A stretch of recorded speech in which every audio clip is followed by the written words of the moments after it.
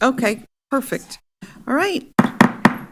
Good morning, everyone. Welcome to the meeting of the Truckee Meadows Water Authority for Wednesday, April 16, 2025 at a little after 10 a.m. We're here at the Sparks Council Chamber. We really appreciate this meeting space. And we are going to open the meeting with a roll call, please. Here. Present. Here. Here. Here. Taylor? Here. Well. She was online in the last. I am. I can't hear. So yes, I'm here.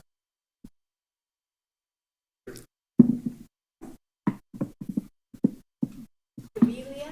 Present. We have a quorum. All right, thank you so much. And we'll move next to Pledge of Allegiance, and I'm going to ask Mark Milan, who's in the audience, if he'll lead us in the pledge. I pledge allegiance to the flag of the United States of America and to the republic for which it stands, one nation, under God, indivisible, with liberty and justice for all. All right, next order of business, we'll open up for public comment. And Madam Clerk, is there anyone in the room who has signed a request to speak or online? And I think you also have a disclosure. Is that right? No disclosure. Okay. And is there anyone that's signed up to speak? Okay. Is there anyone in the room who would like to speak? Hasn't filled out a form? All right. Seeing none, we will close that out and move on to possible board comments or acknowledgements. And I know that several members of this board had an opportunity to both either and or attend tours in California and tours and meeting conference out in Florida. And I didn't know if anybody wanted to make a comment to this completely different audience.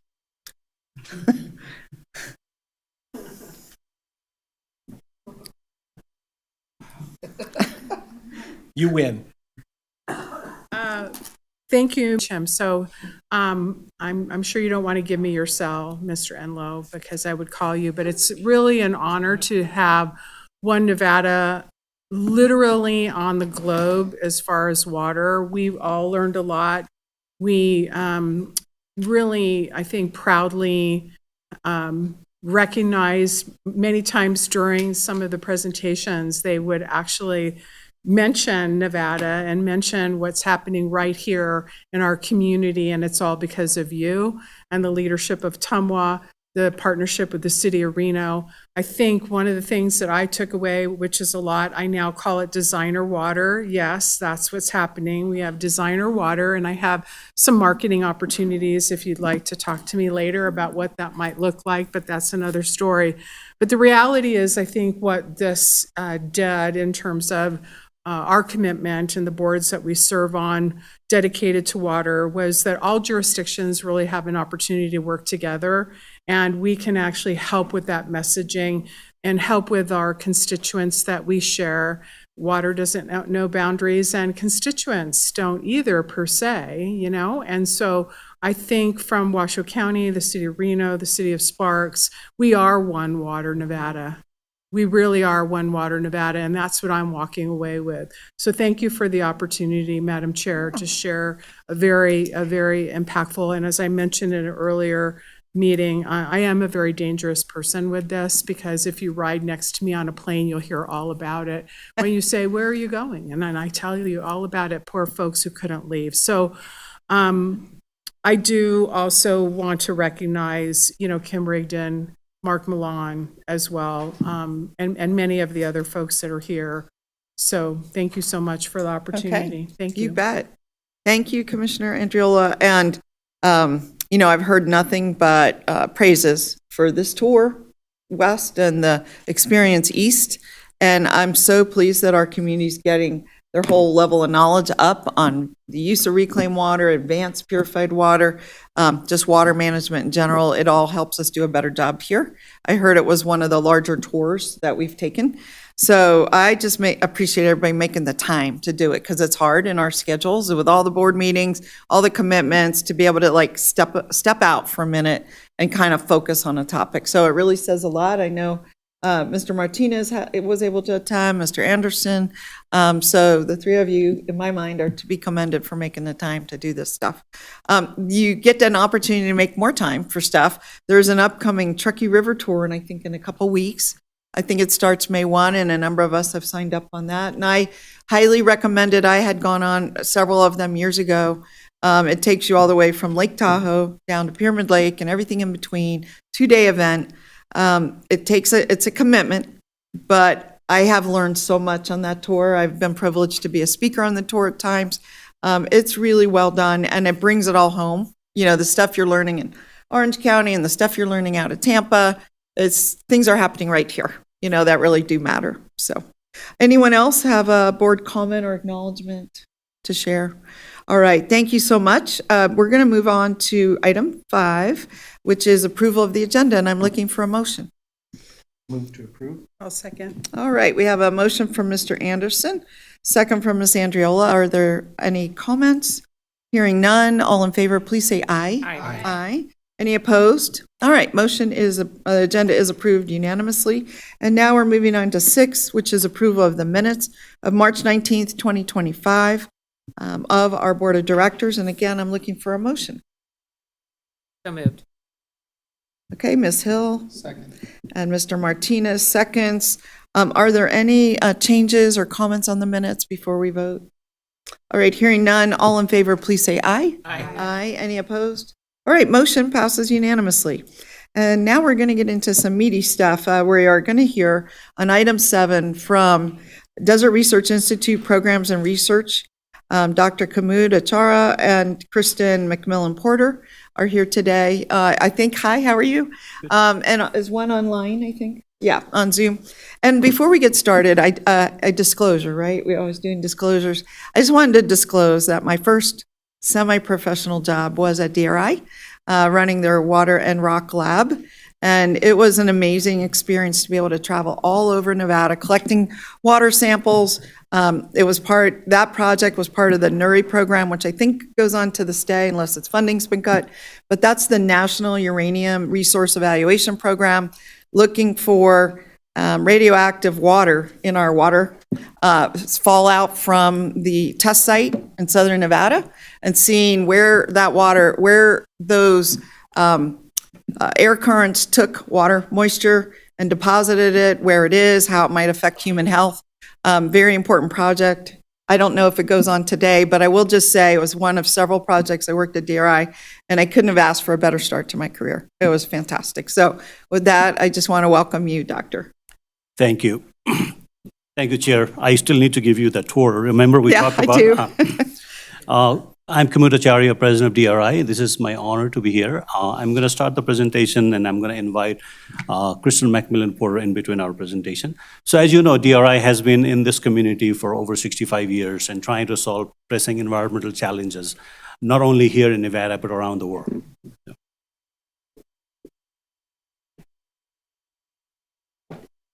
So, as you know, DRI is one of 8 NC institutions, Nevada System of Higher Education. We are the only non-degree granting institution within the NC system, and our scientists are paid by their own grants and contracts. They are not funded by the state. We do get state support, but that's only a small portion of our budget. So we have 2 campuses. Reno is our home main campus. We also have a campus in Las Vegas. And the project that, Chair, you were talking about, we still have a very strong relationship with Nevada. NNSS, Nevada National Security Site, we do a lot of work for them still to this day. That relationship has gone on for 45 plus years. Right. Wow. We have about 140 PhDs working on 40 different disciplines, and we have about 600 total employees in 2 campuses. The last year, we brought about $52 million of funding to Nevada from outside of the state. So what we do, our research falls within the areas of air, water, earth, and fire, and we study the impact of all of these on humans. So that's why it impacts our communities here. DRI also, before I introduce you a few projects, I wanted to bring in Kristen Porter. DRI also has a foundation. These are very esteemed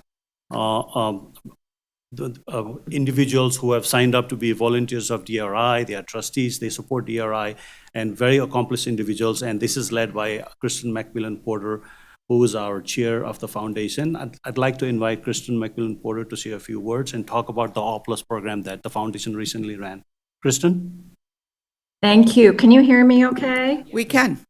Great. Well, good morning, Madam Chair, members of the board. It's really a pleasure to be here. We appreciate this opportunity today.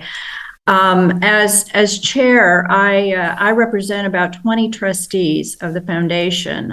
We're very proud and grateful to have John Zimmerman on our board as well.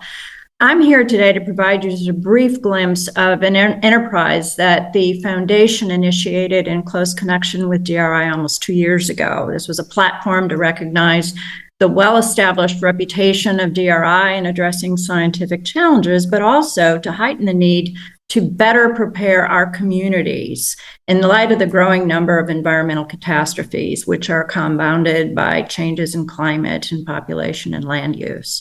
So in recognition of these factors, we formed A+, or AWE+, which stands for Adaptable World Environment and signifies the 4 classical elements of nature: air, water, earth, with the plus representing fire. The A+ Global Initiative was born from the premise that fortifying communities against the effects of destructive events such as wildfire is more important now than ever, and that making our world's communities more adaptable, more resilient, more recoverable will require the collective resolve of all sectors of our communities and regions working across geographic and politically defined boundaries to deal with a wide range of issues. So in our inaugural summit, which was held last August, A+ 2024 focused on the increasing intensity of wildfires. We distinguished ourselves from other conferences by bringing people together from different disciplines and organizational sectors to break down some silos, incentivize some open conversations on confronting the barriers to making the right decisions on very, very tough challenges in areas that we haven't been able to make significant progress. To do this, we convened a select group of delegates from Nevada and from other states. We brought together scientists, fire and emergency management personnel, government leaders, top energy officials, utility officials, insurance, real estate experts, and nonprofit community leaders, among others. Our goal was for DRI to become the catalyst to connect science, policy, and practice in a cross-collaborative effort involving multiple stakeholders and jurisdictions. I think we can, oh yeah, you're on the next slide, that's fine. So we embarked on a substantial national outreach program to engage 30 acclaimed speakers of local, regional, national repute, including scientific leaders from DRI's Western Regional Climate Center. We had Dr. Marcia McNutt, the president of the National Academy of Sciences, Dr. Stephen Pine, a renowned author and expert on the history of fire, and especially extend our gratitude to Cara Steeland and Chair Alexis Hill for also participating on 2 of our panels. Our discussions focused on a multitude of topics, everything from health and environmental impacts to building smarter, risks to utilities and insurance and associated funding issues, challenges facing governments and public agencies and policymaking and enforcement, including those associated with the wildland fire interface, innovative employment of tools such as predictive modeling, and the importance of social science to guide us in addressing a whole host of human issues. We will be issuing a comprehensive executive report in the very near future to summarize all of the topical themes and the proposed solutions and necessary actions to move forward into the future. Because of the continuing urgent need for transformation into adaptability and the positive feedback that we did receive on our call for a cross-collaborative effort, planning is underway for A+ 2025 and beyond. What we're calling the A+ 25 Collaborative is planned to be a scaled-down summit to be held in Reno in October, which will drill down further into the issues discussed at OFF Plus 24, but also to introduce a new but related subject matter, such as extreme heat and its effects. Moving into OFF Plus 2026, we will strive again to convene a larger summit to carry out the theme, again, of building more resilient communities through cross-sector collaboration. So for more information, I would urge you to check the OFF Plus website, and where you can find out more information about what we did last August, and also we'll be posting our plans for the future of OFF Plus 25 and 26. Thank you very, very much for the ability to be here today. Really appreciate it. Thank you. Thank you, Kristen. Just to highlight a few other programs that DRI has, we have a Western Regional Climate Center. There are 6 climate centers in the country, although we're a little bit worried right now. The NOAA funding is funded by NOAA. So we've had that climate center for over 40 years at DRI, collecting data on climate-related meteorological data, weather data available for everyone, but they are deeply involved in dealing with wildfire-related issues all over the country. You may be familiar with, may have seen this drought monitor map. This map is produced every week by 6 climate centers around the country, and DRI is one of them. And this is basically showing the areas of the country every week, which is drought-stricken,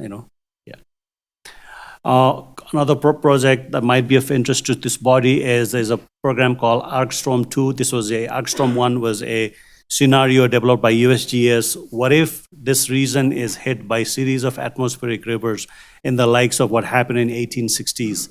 And are we prepared for that? And so DRI scientists are working with emergency planners here in the city to identify areas and how to be prepared for a situation like that, if that were to happen. We also have a program called OpenET. OpenET is developed by DRI, Google, and USGS and other agencies to basically be able to monitor evapotranspiration from ag fields or any fields for the entire Western United States. This is an extremely important tool for water managers of this region. We are also deeply involved in understanding microplastics. We're leading in microplastics research, basically understanding the source of microplastics and how do we deal with it. And as you know, that microplastics are now found even in human bodies because we eat food that comes from seas, oceans, water bodies, and it's becoming a big problem. In fact, just if I may interrupt, I just heard over the weekend that they've been mapping brains, finding as much microplastic as in a plastic spoon in our brain, our bodies. I mean, that's a lot. That's a lot, and it's becoming a really potent problem. The other one that I wanted to share with you is a heat mapping project. This was led by UNR, DRI, and a bunch of others, state climatologists you were trying to bring here. Yeah. And I think it was involved, basically trying to understand what part of the city has higher temperatures and what kind of communities are being impacted. The heat problem is a pretty big one. Reno and Las Vegas are two of the fastest warming cities in the country right now. The other one I want to touch on is the DRI scientists are also working on using the past data on weather and also developing models to understand the winter precipitation and how that might impact the reservoir operations and flood and everything else. The other one of Kristen touched on wildfire. The impact of wildfire on our watersheds are not very clearly understood. That impacts water balance for the community here. And so we're deeply involved in wildfire research, understanding vegetations post-wildfire and everything else. And then the debris flow, what happens after the area is burned. We've seen many instances of debris flow, sediment flow, and because after the wildfire, the soils become hydrophobic and it's easy for the runoffs and everything else. So these are some of the programs. So one other program that I just wanted to touch on is DRI, ASU, Arizona State University, UNLV, and University of Utah has a very large project. If all the money comes, it's about $160 million to develop Southwestern United States as a hub for water security, renewable energy, and carbon capture. This is funded by National Science Foundation. And so if this program is completed, I think we're going to have a lot of new technologies in that area. DRI is also funded by state partially. Every dollar we get from the state, we bring in additional $5 to the state. So the ROI is tremendous. We have a lot of, we don't grant degrees, but we do have a lot of students we support. They come from UNLV and UNR, and they work with our scientists. We have a lot of graduate students, like 40, 50 at any time. And then one last one is, I mean, we know we're working with TMWA on developing new science kits around water technology, water. We have a pretty robust K through 12 programs, and annually we reach about 30,000 kids here in Nevada, whether it's the science kits that we send out or teacher training and all of that. With that, I know I had only 10 minutes. I hope I didn't exceed the time. Just wanted to didn't. briefly give you an overview of DRI. If you have any questions, I'm more than happy to take. Thank you so much, Doctor.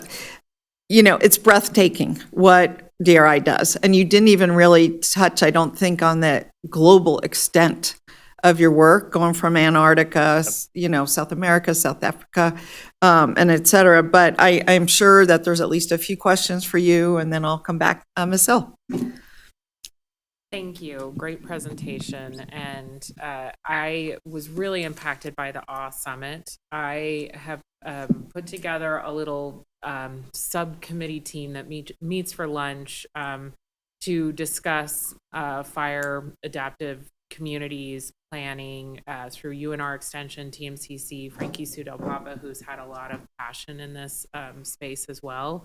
And so thank you for that inspiration. And, you know, however we can support that Reno Summit, you know, I definitely see how, you know, you can get Washoe County and well, so let us know.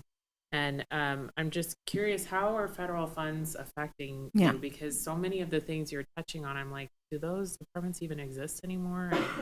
And, what is that looking like for DRI? Thank you, Commissioner Hill, for your support for AWE+, too, and we'll definitely come to you when the time is come. And the next one is going to be in Reno. Yes, the federal funding situation is looking a little bit dicey right now. Depending on, we do get a lot of funding from Department of Energy and Department of Defense. So they look fine so far. But I think the one that is we're really concerned about is NOAA. Right. Our climate center is primarily funded by NOAA. We get anywhere from $6 to $7 million a year from NOAA on all of different. And so right now we are concerned about even the existence of NOAA. There's a lot of like reports flying around. And also, you know, it's changing daily. You know, every day we hear something new. Like, for example, as like this week's new was, you know, every project that we have, there is an overhead associated with it, and that's what allows us to run our institute. And so typically the overhead for UNLV, UNR, DRI ranges from anywhere from 55 to 60%, 62%. And the DOE sent a letter yesterday saying, like, we're going to cap all of the overhead to 15%. Yesterday. And so there is a temporary a TRO today issued by one of the courts. So challenges like that is making things a little bit, because 75% of our funding comes from federal government. And we're not alone. It's then all other universities in this country. And so right now, I think that uncertainty is making it a little bit difficult for us to navigate. We're gonna, you know, we're trying to do the best we can. So we're trying to find out what other areas might present more opportunities for us. For example, maybe in defense, we do quite a bit of work. So yeah, I'm not mincing words here. It's a very challenging time for research. Well, thank you for your work, Dr. Yeah. Chair, and however we can support, let us. Anyone else? Yeah, Ms. Taylor. Thank you for your work. I'm just in awe of this resource that we have here in Northern Nevada. It blows my mind. I had a question. You went through it so fast on the Regional Innovation Engines Award.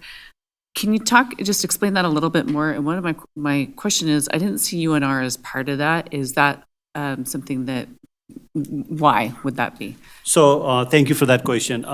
So this initially focused on three cities in this region. Basically Las Vegas, Salt Lake City, and Phoenix.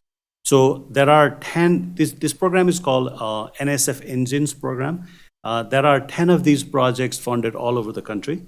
These are NSF Engine 2, they call it.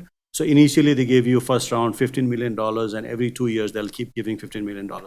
So UNR is actually leading another NSF Engine 2 project on their own.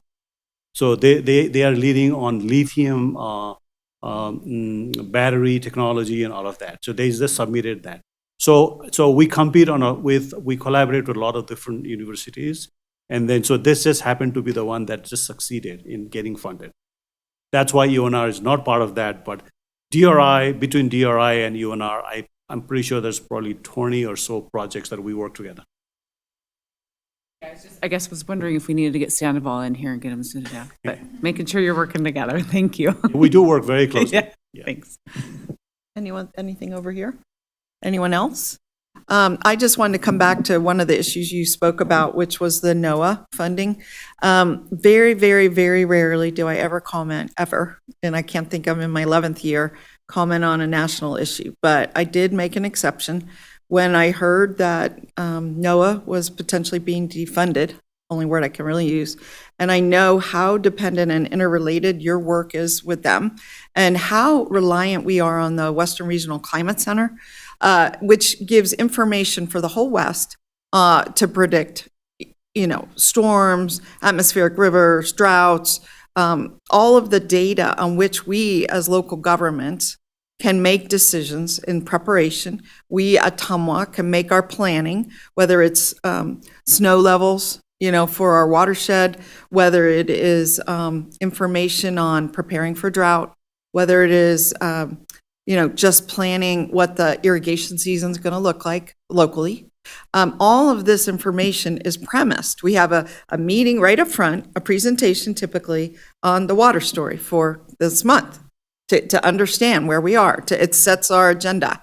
And to potentially not have that, I thought, as a scientist myself, was utterly devastating. I mean, I understand, the very great importance of research generally, but this is different. This is applied research in a way that it informs everything we do, especially in the driest state. And you mentioned us being one of the two fastest warming, but we are the number one fastest warming in Reno, and we have been for over 30 years, and we have gone up twice as fast as Las Vegas. It's not like we're close, just in case people are wondering. We are leading the pack, unfortunately, by quite a few degrees of temperature. I think they've gone up something like a little over 5, and we have gone up a little over 10. So it is very serious for us in the driest state and the fastest warming to have this data and information. So I know you're working hard to make sure that funding flow continues. I know that things are changing quickly, right, at the national level, and I just hope that people, whether it's a letter writing campaign or an education campaign about how reliant we are on this data. As I said, it underpins everything. The research projects, our management decisions at TMWA, our management decisions back at our home agencies. We've got to work together to maintain that, at least the kernel of that, while we can. So I just wanted to, as chair of TMWA, pledge my personal support on that. And I'm sure the members of this board understand too how very important that is. Thank you very much, and I really appreciate your support. I do want to mention that TMWA obviously is our main, NOAA obviously is our main funding. We do get funding from other agencies as well, and we'll try to do our best to keep that going. Thank you. I know when I was at the flood project, I added a position specifically to monitor all of our stream gauging stations, of which I think there were over 50 at that time, and it generally was a USGS job. But we had to do it. It was so important to us that we had to take it on locally as well. We had to have someone to compile all that data and inform us to make decisions over there. Yet a different agency that has a response. So thank you for being here and the broad array of things that you do. And I too would love to help with your AWE conference coming October, if there's a role or a need. And with that, I want to end my comments. But again, just if anyone else would like to add anything else, just opening the floor. Okay, well, thank you. And thank you to Kristen McMillan Porter for being here today, making time. We really appreciate it. Thank you very much. Okay. We're going to close out item 7 and move on to 8, which is, in fact, what I was just speaking of, our water supply update. And I see we have Cara Steeland here to inform us how things are going.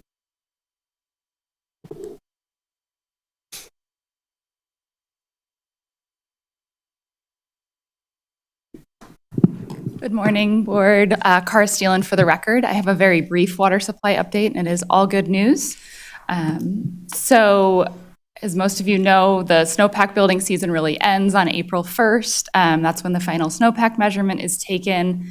And I'm not seeing, I'm so sorry, this is not the right presentation. Is this what Sonia sent you? Okay, we'll go with it.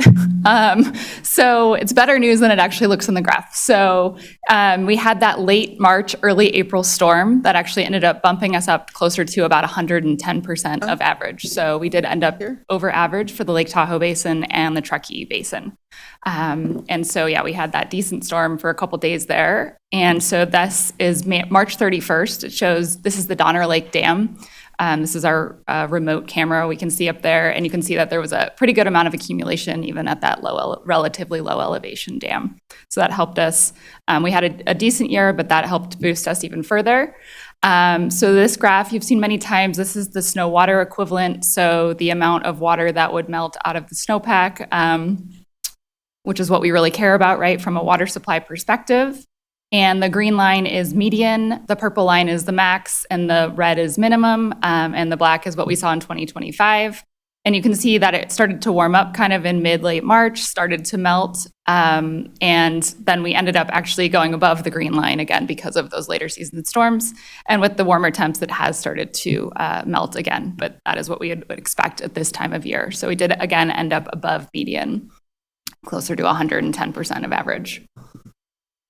And these are actually quite similar, didn't change much after that storm. These are the stream flow forecasts from the Natural Resource Conservation Service. So we have Lake Tahoe gates closed to rise. That's a common metric we look at. That basically means if all of the gates were closed at the Lake Tahoe Dam, how much would the lake rise? The 30-year median is about 1.16 feet. And we're actually looking right about average now. We're closer to 100% of average there. So we're expecting the most likely probability to have average rise on Lake Tahoe. And then same with the Truckee River flows at Farad at the California-Nevada state line. That's the average is about 225,000 acre feet. And we're looking right about average there too. So about the, great news. That's what we're looking for. Nothing, no crazy stream flow or river flow should be happening. Just a nice kind of melt that'll keep us going through the whole season. So looking at Lake Tahoe, one of the good barometers of our system is to look at the elevation of Tahoe. If Tahoe's full, basically it means we have good river flows for 2 to 3 years. And the blue shows the actual elevation of Tahoe, and then the yellow is the projected. So Tahoe will either fill or come very close to filling this summer again for the second year in a row. So great news there as well. It's about a little over a foot below full right now. Similar story for projected river flows at Farad at the California-Nevada state line. You can see we'll get some slightly higher flows or we're projected to get some slightly higher flows in the spring and early summer months, and then it will taper off and be our standard Floriston rates for the rest of the season through next year. Similar storage here. Truckee River system storage is at about 74% of capacity. We have not started really filling into that flood storage space in earnest in any of the reservoirs in Independence and Donner. Or Donner, we can start doing that after April 15th. So we will start filling Donner soon. And the other reservoirs are all expected to fill, come close to filling or even possibly spill, depending on how efficient the runoff is. Speaking of the U.S. Drought Monitor and NOAA forecasting, you can see that we had a kind of an interesting winter in that we had started off kind of abnormally dry. The yellow is abnormally dry, so we weren't in a drought. We had a very dry January, and so by February, we were inching closer towards being in a kind of a low-level drought. But because of those later season storms, and we had a pretty decent March, you can see that most of the Sierra Nevada was actually out of any drought kind of intensity. And we're still in that kind of area right now. You can see starting to get into the Tahoe Basin in some areas of abnormally dry. But we are in really great shape from a water supply perspective and a drought perspective in northern Nevada. that's no longer relevant. And so I'm just going to cruise through those ones. And so we are expecting to see, again, normal river flows. So you will see water flowing out of the Lake Tahoe Dam throughout this year and into next year. So, All right. any questions? Thank you, Ms. Steelan. Any comments, questions on where we are? Anyone? Madam Yeah, Chair, I just yeah, have Ms. a Andriola. comment. I just really want to thank you for, I was one of the online participants in your water supply update, and I believe there was about 40 folks that you informed, and so I think it's a great opportunity for you to share with everyone where we're at with water. So thank you so much. You did a great job. Great. Thank you so much for watching. Any other comments? Well, I'll just say thank you. Keep up the good work. I loved how you pivoted there with the PowerPoint. So it's looking like we're going to have a good summer, so to speak. We'll have enough, and we'll be able to get into the fall without having some dangerous territory, it sounds like. Yes, absolutely. Right. Even into next year, correct? Yeah, with Right. the full Tahoe. And again, just, do the best you can with the data that's available, because it's a very time sensitive, right? I mean, you're dealing with current data, not something that happened 5 years ago, 2 months ago. You're dealing with what is today. Yes, That's what you're giving us. And if you don't have that, you can't do your job. So thank you for being here. Okay. Thank you very much. All right. All right, we're going to close out 8 and move on to 9, which is really about the post-retirement medical and life insurance plan and trust. And I think we have Ms. Atkinson today.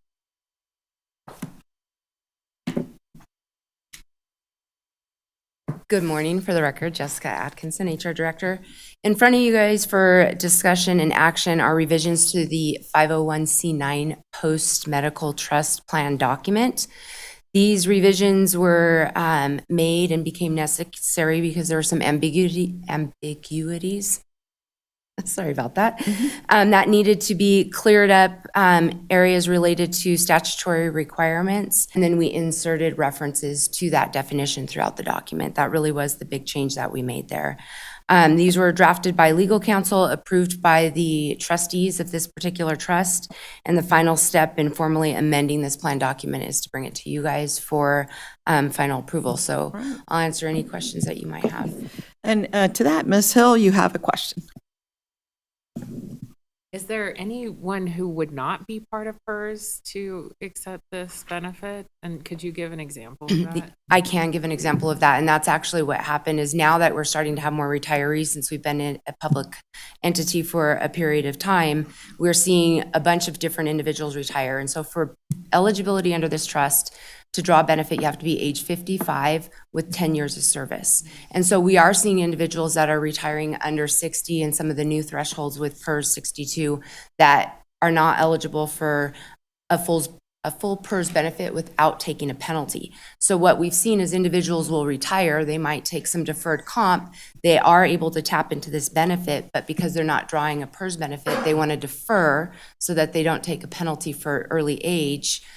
We wanted to make it absolutely clear that if that were their scenario, to stay on our plans, they would have to be drawing a PERS benefit. Doesn't mean that they can't receive a benefit from the trust. If they seek insurance outside of our plan, then they could seek reimbursement from the trust for those benefits. Okay.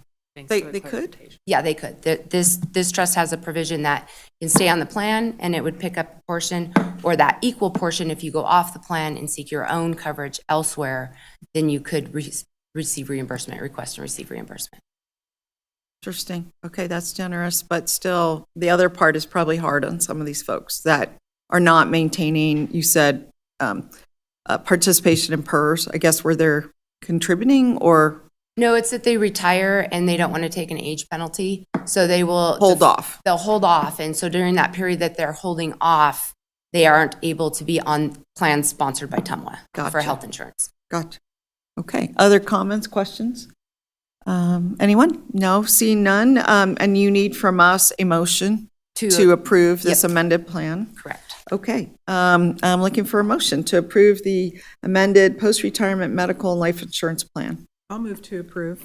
Second? All right, so we have a motion by Ms. Andriola, second by Mr. Anderson. Any final comments, questions? All right, hearing none, all in favor, please say aye. Aye. Aye. Any opposed? Motion passes unanimously. Thank you for your work on this. Okay, we're going to close that out and move on to item 10, which we bring back Ms. Steelen again, but this time for a bigger conversation about the draft water resource plan. And this plan, it looks like, covers a 20-year period from 2025 to 2045. So probably one of the more important forward-looking things that we do. So floor is yours. Thank you. That was a perfect introduction. Again, Cara Steelen for the record. Yes, so for the newer board members, as Chair Dewar was mentioning, we update this plan, and it is one of our key guiding documents that looks at our resources. So we have our water resource plan, our water facility plan, and our capital improvement plan. They all inform one another. The water resource plan, like the water facility plan, is updated every 5 years.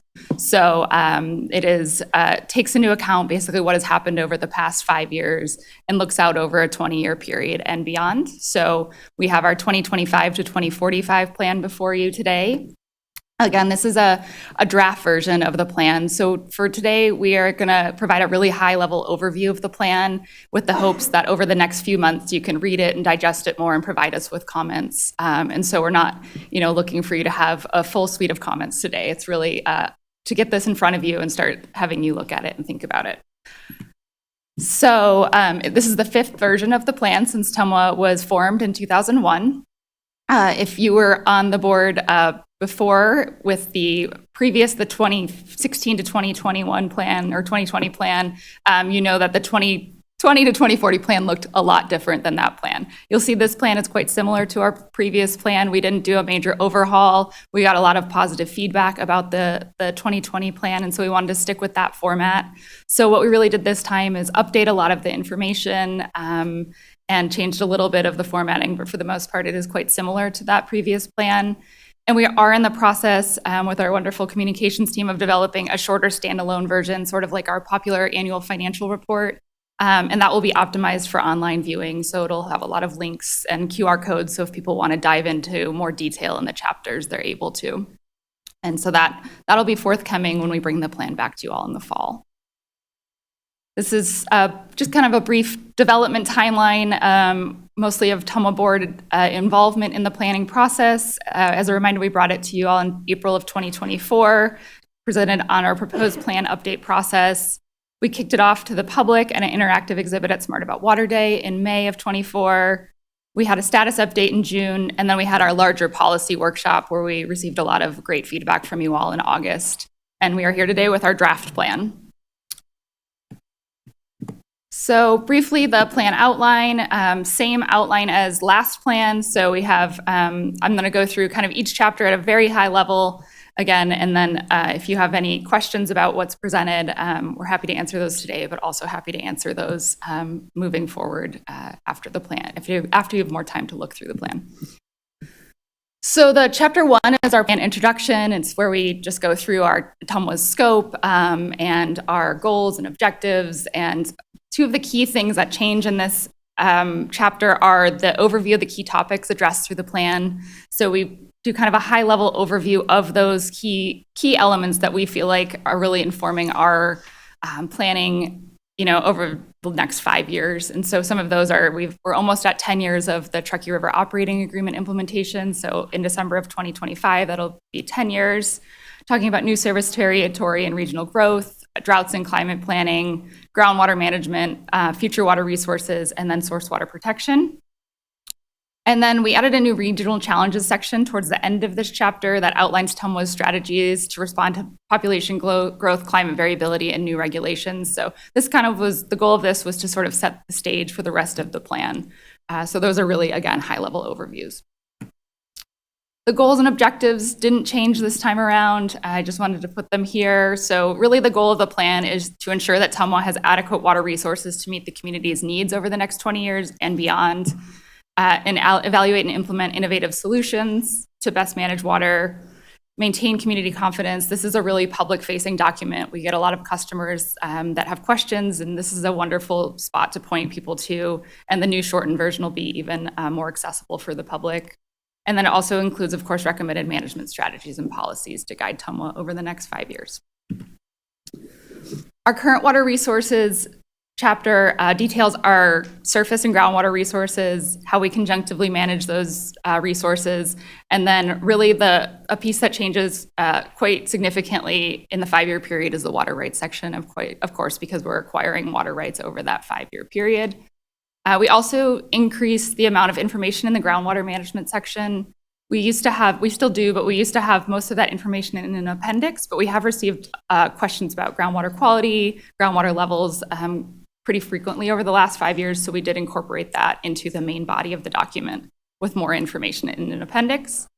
We also, advanced purified water used to be in the future resources section, and we have moved it up to the current water resources. The facility obviously is not functioning yet, but we did want to highlight it as it is going to be a current water resource within that next 5-year period.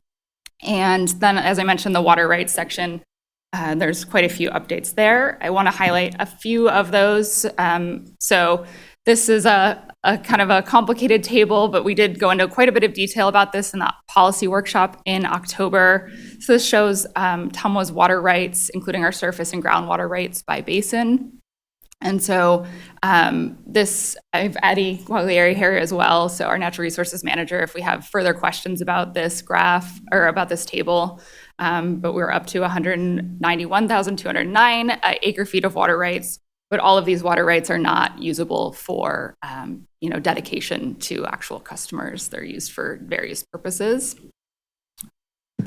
Similarly, there's a set amount of water rights on the Truckee River because of the Ore Ditch Decree. It's about 226,000 acre feet. This shows the conversion over time.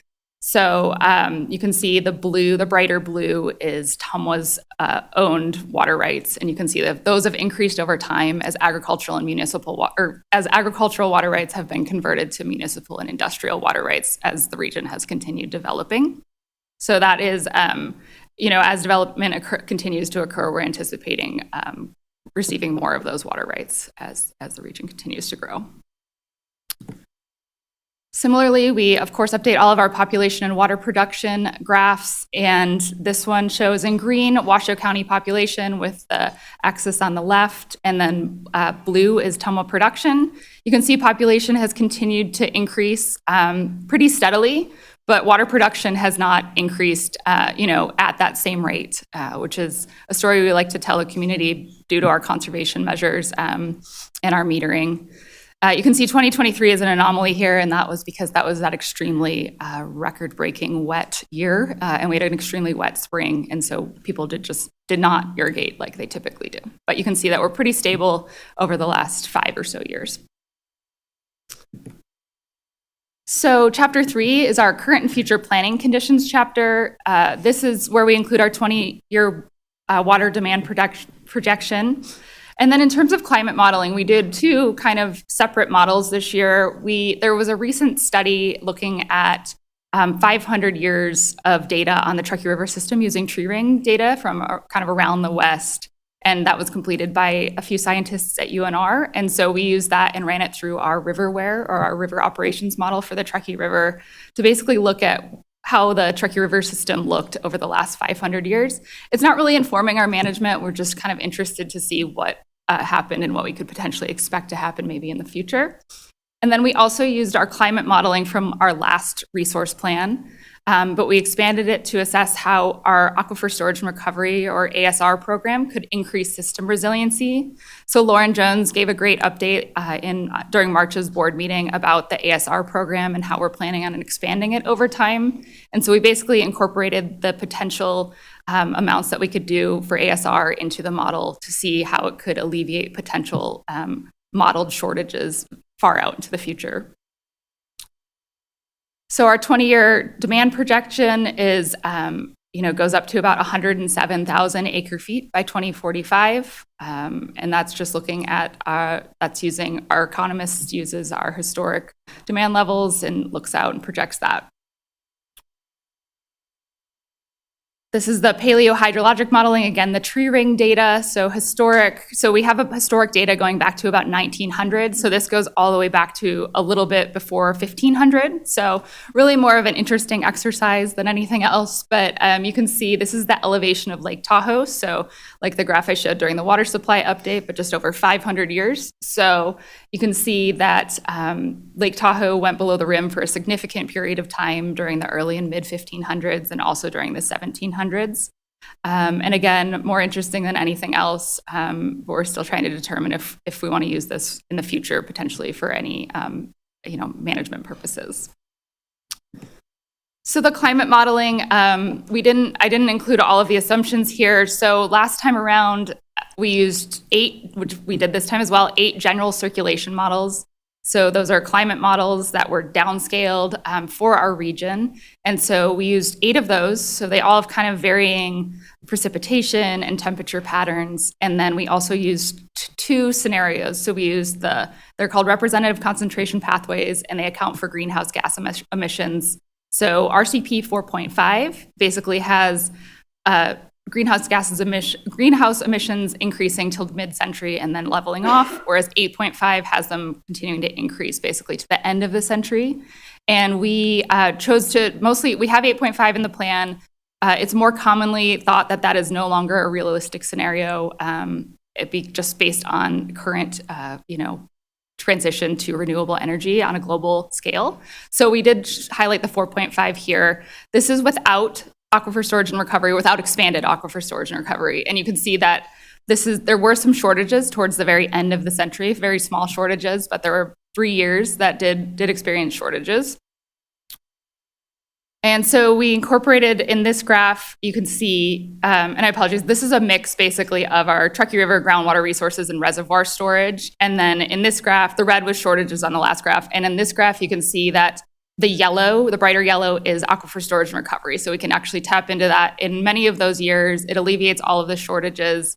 And the orange just represents the injection demand. So of course, we're going to have to use some of that surface water to inject into our groundwater to do our ASR program. So you can see that ASR is a good strategy to continue to move forward on to ensure that we have banked water that we can rely on during drought periods, especially as demand increases further out into the century. Chapter 4 is our conservation strategies chapter. This time around, we had it serve as our water conservation plan in accordance with NRS 540.141. And we received feedback from the state that would be acceptable. So it provides an overview of TMWA strategies to manage water loss and demand. It also includes our drought contingency plan to address varying levels of drought conditions. So how we address, if we need to release upstream storage, what we need to do in terms of enhanced conservation. This graph we've shown many times, and this is our per capita water demand. So this has been updated through 2024. We did change this a little bit this time. We have 2 metrics here. So we have total water use, and then we also have consumptive water use. So the total water use is what customers are actually using that's going through their meters, whereas the consumptive use takes into account the amount of water that's making it back to the Truckee River through the water reclamation facilities.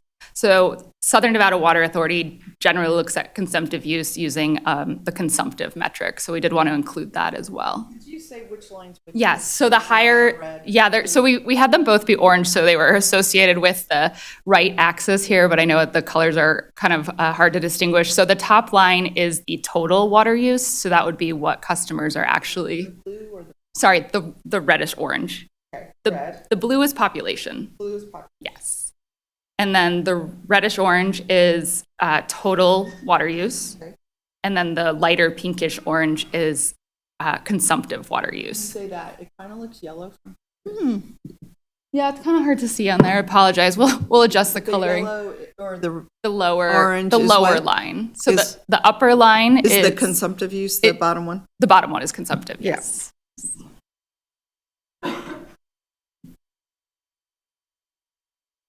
Any further questions? I will have a comment on this later, but keep going. Getting close to the end. So Chapter 5 includes our future water resources, very similar to what we included last year with updates to the projects, includes the benefit and challenge tables for each potential resource. The only one that really is truly new to this one is we included advanced purified water here, but referred directly to direct potable reuse in this circumstance as a potential future resource. So you'll see that that one is similar to last plan. Chapter 6 is protecting the watershed and environment. It highlights TMWA's partnerships to protect and improve the region's sources of supply. So it includes our existing partnerships we've had for a long time, like the Truckee River Fund. It also includes many of the new ones that have been formed over the last 5 years, like the Middle Truckee River Watershed Forest Partnership and others. It also provides an overview of TMWA's hydroelectric plants and renewable energy generation, including the new Ore Ditch Hydro Plant. Lastly, the recommended action section. So similar to last plan, they're divided into 3 categories: water resource planning, management of current water resources, and future demand and resources. All of the actions from the last plan have been included in this plan and updated. We did also add 2 new recommended actions based on a lot of the discussion in the August policy workshop. So we included recommendation 1.3, which talks about TMWA's regional influence. So this refers to a lot of the work being done, in source water protection and advanced purified water, and just recognizing the scope of TMWA has, increased and expanded a little bit to include a lot of these partnerships to address additional water issues in the region. And then recommendation 1.5 just highlights wastewater utility consolidation, which I know WRWC was just discussing. And these items really just highlight the importance of TMWA's involvement in these regional issues. And we recommend that TMWA has continued involvement. So of course, we're looking for feedback on those actions moving forward.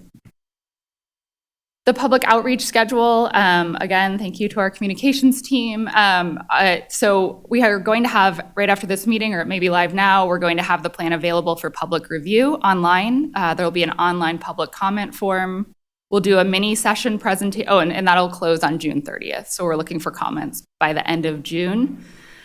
And then we have Smart About Water Day, where we will have a mini session presentation on the water resource plan to kind of try to get more public involvement. We're going to have multiple community workshops. So we're going to do a virtual workshop and then also 2 in-person workshops, one at the South Library and then one at the Sparks Library. Those will be happening in June as well. And then we're going to produce our interactive at-a-glance summary is what we're calling it. That's our shortened version. And then we're planning on bringing back a draft plan to the board in September, so you can see how we've incorporated comments, and then for a final approval at the October workshop. And then lastly, so our little at-a-glance version, where this is just a very kind of high-level mock-up at this point, but it will be developed after the public comment period ends at the end of June to incorporate key feedback from the board and public. So it just provides a general sense of the formatting, but we're not finalized yet with that. And with that, I'm happy to take any questions. Fantastic update. Really, I love how you went chapter by chapter, really help us kind of orient ourselves. I'm going to just make a comment and then open for comment to the board. I love the fact that you're doing the shortened version, the at a glance.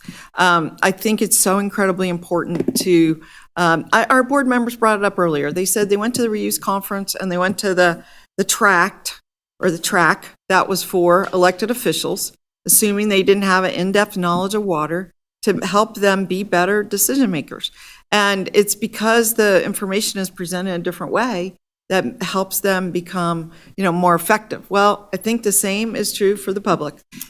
Giving them the big book and all the detail, they really, the different type of versions where we distill down the data and the messages and give links for ability to go further, I think is so smart. I really do. And it sounds like, and I'm not sure, it sounds like we didn't have that at the last version, right? Not have that. But I think we discussed it, potentially having it, but I'm glad you're incorporating it now. I just wanted to say that I'm going to come back with some comments on the chapters after, but let me open it up for any comment. Ms. Taylor.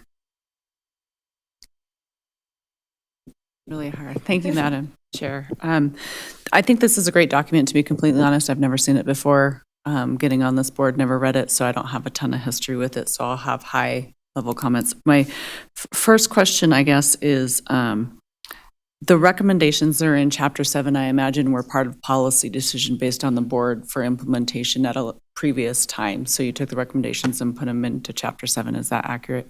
Yes, so many of those recommendations have been in TMWA's water resource plan in some form for probably since its inception, more or less. They have been changed and updated based on, an executive summary would be really helpful in the document.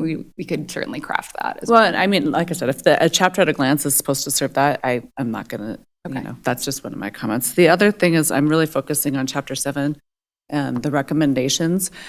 It would be helpful in looking at other plans, and I'm interested to hear my other colleagues, of a visual representation of what has been done, where we're going, some sort of matrix, and then possibly add a little bit more content to the recommendations. I see a lot of there's not a lot of substance to those of like, this is going to happen here, or this is what it's going to be done. And again, that's probably came out of the policy direction. Bless you. But overall, I'm very impressed. I think this is a great document. I think it will be used, and it's great for our community. And I'm looking forward to the outreach events coming up too. Thank you, Madam Chair. Yeah. Anyone else? Mr. Anderson? I think to sum it up in one word would be wow. You guys have done a phenomenal job. Everyone that's been involved in this, well done. I love the at a glance version, because not everyone wants to dig into, a big old document and go through it. One thing I want to add also, that I appreciate where you guys are going with this, as far as instead of just communicating, connecting with the community as well. So like the Smart About Water Days, and having a little segment there where you're actually talking about this. I think that's going to go even much further than we may think. But I just want to say, well done. I actually don't see anything that off the top of my head I'm like, oh, you're missing this. I think you guys have done a great job on it. So well done. Ms. Hill, any comments? Oh, I think that Member Taylor brings up a good point of that matrix of, getting Chapter 7 aligned with, when we're hoping to get these things done, seeing as that this is a 40-year plan. But I'm excited about the at a glance as well, because I get a lot of water questions. So once I have a link to that document, I can send that to folks to do some digging on their own and learn a bit more about what we do. So, Thanks. Mr. Martinez?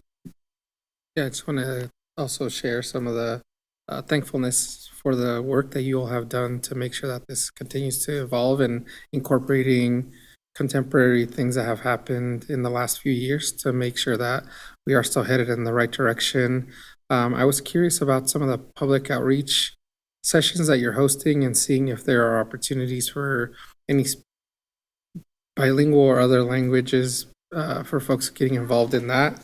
And if you've seen that in the past, or if that's a possibility to incorporate in case there are any community members that come out that have a preferred language outside of English. Thank you for that feedback. We have not incorporated that in the past, but we certainly can look into incorporating it for our public outreach events. Thank you. All right, I'll make some comments. I absolutely love the plan, and I think it's become, through our comments last time, you've incorporated a lot of those improvements.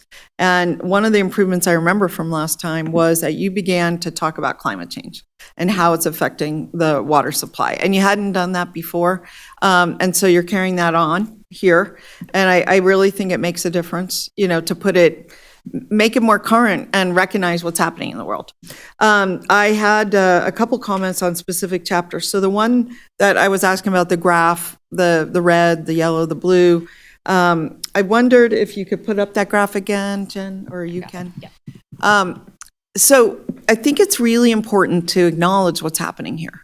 And we may be missing it by just having a graph, which I love graphs, but a little explanation, which is that our per capita water demand looks like it's going down, or at least holding level for consumptive use, or going down.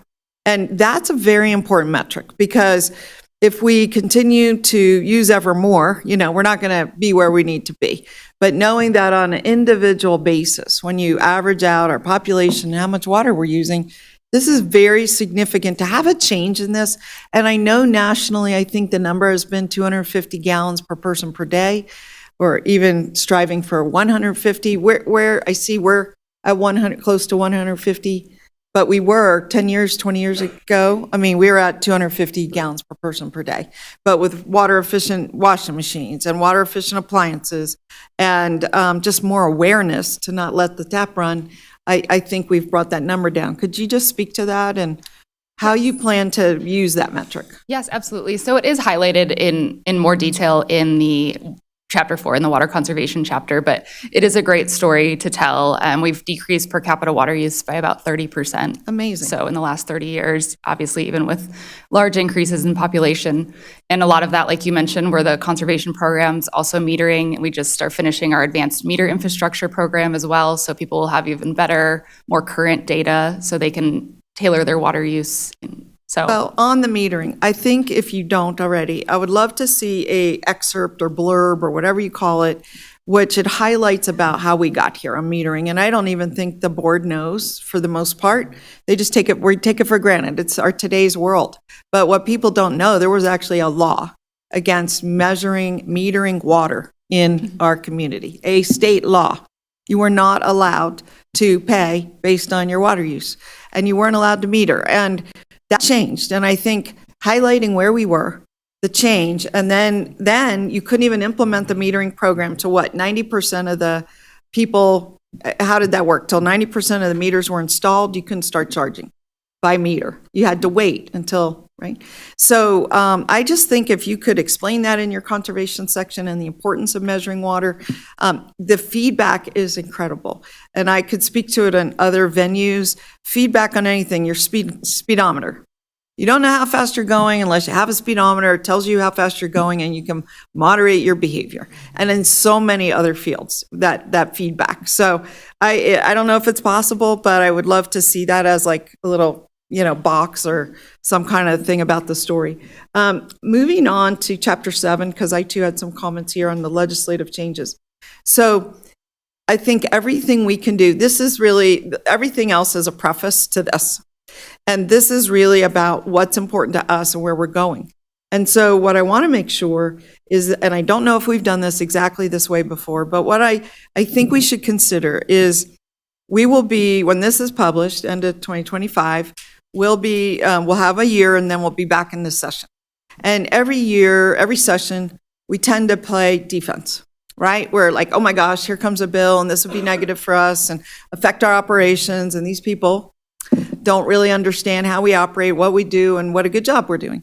But what I would like to ask you to do is, as you're coming up with your recommendations, and I agree with Ms. Taylor about substance, I think is very important, specifics, not just, hey, we should do better at conservation, but actually some detailed recommendations, really detailed, so that they could become a template and a plan for us here at TMWA to help you implement.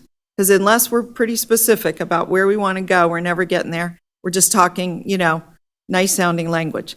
And in that mode, I guess what I'm asking, if we need, and this is for you, Mr. Zimmer, if we need a legislative change to help us do a better job, I think this is where it starts. It starts in this section.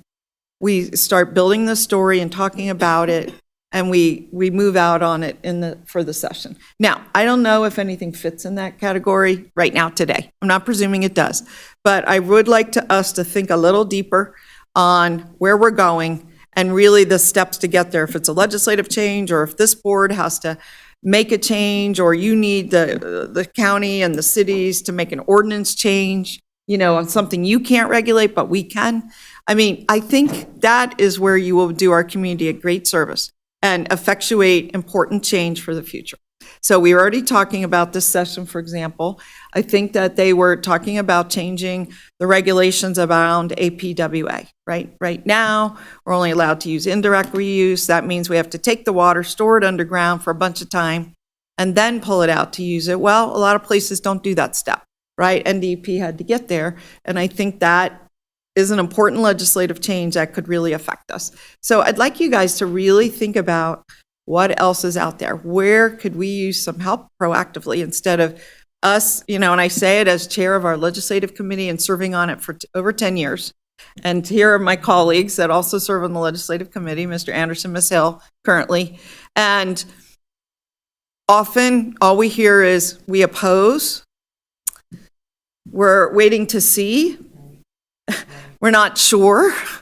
And I would love to have something that we really could, from the beginning, endorse. Say this will help our community. And I'll just give you one example. It's just come to me right now. So I was able to participate in the program last summer where we we drove around in a prescribed route and we measured temperatures for an hour in these routes. And we worked with DRI and the county led the charge, one of their staffers, and we were able to, as a region, gather data and information about how heat is happening. But there might be something, for example, the legislature's gotten interested in trees. And so they've actually set out, hey, let's make a grant program for trees, or let's encourage everyone to put trees in their policies in the cities and the county. Well, is there something, again, I know I'm a little bit beating the drum now, is there something on water that, besides doing conservation plans, which we're required to do, and I used to administer those at the state, is there something more than just a nice sounding, something real? So I'll leave my comments there. I appreciate everybody's patience on that. This is something I feel fairly passionate about, having led this charge at the state, but to see it happening in real time at this level, I think is where the action is. So other comments or thoughts on the plan? Okay. All right. Thank you, Ms. Steelen. Thank you so much for your feedback. Yeah. Oh, right. Sorry. Yeah. Yes. Right. Let's see. Ask about water. Okay. Yeah. Okay. I was just checking all my notes to make sure got everything covered here. But thank you. I'm going to do a deeper dive on your PowerPoint and come back probably in the future. We should encourage our residents to do your survey. Yes, we would love any and all public feedback Right? on the comment form. Because right now, the City Arena, we're doing a survey. And I just heard last night at my neighborhood advisory board meeting, not that many people have taken the survey, and we're halfway through the month. The survey's all of April. And this is a self-driven survey at the city, much as this one is. And what I'm asking is, give us a task, send us information individually. We could post on our social media networks and other places, talk it up with groups we're in to get people to participate. And the second thing, on this same note, I wanted to follow up on something Mr. Martinez said, which was about speaking to different communities in different languages. Well, I feel that we don't get as much attention to our public meetings. Like, could be 3 people show up, it could be 10, 15. I don't know that I've seen more than 20, other than Smart About Water Day, which maybe they filter through. So one thing I would like to have you and our outreach folks consider is to actually reach out to individual groups, not people, but groups. So some maybe Latino groups, some environmental groups, and have them say, would you please distribute this amongst your membership? And all of these groups are looking for a way to positively affect our community right at this moment. The national dialogue's challenging. People are realizing local's where it's at. The groups can play a role if they know what's happening and they're tasked with the job. And so this is a different kind of approach, maybe. I don't care if it's a Kiwanis Club. I don't care if it's a Rotary Club. I don't care if it's a political club. I really don't care what it is. They all have membership. They all have lists. And if we could get that out to some of them, I think we would have better participation at our meetings, at these public meetings. Okay? Just an idea to try. Can't promise, but at least we're trying. So, other thoughts? Anybody? Yeah? Tap into the infrastructure that exists. Okay? All right. Well, let me ask, we need a motion on this, and we're looking for a motion basically regarding the draft plan, and give us a better example. Do you have a motion? Yes, so we are actually just looking for a motion at this point on the public outreach schedule. Okay. Since you all have not had a lot of time to review the plan, we're not asking for any So talk motion. to us about the schedule. You said 1 online and 2 in-person meetings. Yeah, the schedule is available in the board packet. I Yeah. apologize, I did not put it up on the screen here. Well, why don't you look it up in the board packet and tell us? I don't have the board packet in Oh, front of my. me. And Does someone have that right in front? I do have it right in front of me, but does someone have that handy? I mean, since you want us to vote on it, I thought, let's know what we're voting on. Chair, I Yeah. think I'm looking at it. Thank you, Mr. Martinez. apologize. Yeah, look, Okay. May 7th at 1:30, there's the Northern Nevada Water Planning Commission. May 10th at 11, Tumwa Smart About Water Day. June 3rd at 3, Tumwa Standing Advisory Committee. June 4th at 5:30 to 6:30, Tumwa Public Webinar. June 11th at 5:30, Sparks Library, Tumwa Public Open House. June 16th at 5:30, South Valley's Library, Tumwa Public Open House. September 16th at 10 a.m., Tumwa Board of Directors, Final Draft WRP presented. And then October 15th at 10 a.m., Tumwa Board of Directors, Final WRP presented. So the ones you want us to look at today of that list of about 8 or 10 are primarily which ones, do you think? We were just asking for approval whole- of the entire outreach schedule Okay. to make sure the board was comfortable with that that proposed timeline. and Well, outreach events. speaking for myself, I am, but I really do want this enhanced outreach. Just try it for a change, see if we get a different. I think that tacking it on to like some of these standing meetings is not as effective because they've got business of the day. And most people don't know how to show up at 1:30 at somebody's regular other meeting. I'm sure you'll be discussing it and getting input from those people, right, at that meeting. But if your target audience is the public, they're going to like this evening one. I only heard one at 5:30, but was There there are more? there's 3 evening presentations for the public. Okay, It's on page 232 of your packets. okay, very good. All right, so any further input on the public meeting schedule or what happens at those meetings? I'll ask another question. Are the meetings, do you give a talk or is it just like boards that people go to? What is that? We're planning on doing a brief presentation and then also having kind of the open house format we've had Okay. previously where I people like can that come ask combo questions. personally. Anybody else comments? Okay, well, I'm looking for a motion. So moved. All right, so we have a motion from Ms. Hill, and I think it was a second from Ms. Taylor, to approve the public outreach schedule. All right. Any final comments? All right, seeing none, all in favor, please say aye. Aye. Any opposed? All right, motion passes unanimously. Go forth and do good. Thank you so much for your feedback today. Go reach out to the community so they can reach out to you, okay? All right, that was item 10, and we're moving on to item 11, which, how appropriate, is a discussion about conservation communications and outreach plan overall for 2025, for Tumwa overall, not just on the plan. Good morning. For the record, I'm Robert Charpentier, Truckee Meadows Water Authority Communications, and I'm here with Cami LeRae from Good Standing Outreach. And we're here to give you the overview of what our communications plans are for the next year. So hopping in, we always start with our key communications pillars. This is sort of what we discuss all the time, and this is what we build our communications around. Obviously, conservation is a key pillar, making sure our customers have all the information they need, when they need to water, how they can get more information about conservation, how to fix a leak, and so on. So that's all about making sure they have what they need. So water leadership is something I think we've actually talked about at great length at both the previous meeting and this meeting. This is Tumwa this is Tumwa's role in the community, promoting a larger scheme of water literacy, making sure the public has the information that they can understand. You're talking about advanced purified water. Why are we doing it? So by helping them understand the big picture and how all the pieces fit together, activities like Smart About Water Day, perfect example. So they understand why potable reuse makes sense for us. Water quality, of course, this is about customer trust. This is about reinforcing the outstanding product that we deliver to our customers, primarily through our water quality reports and pushing that out through our various channels.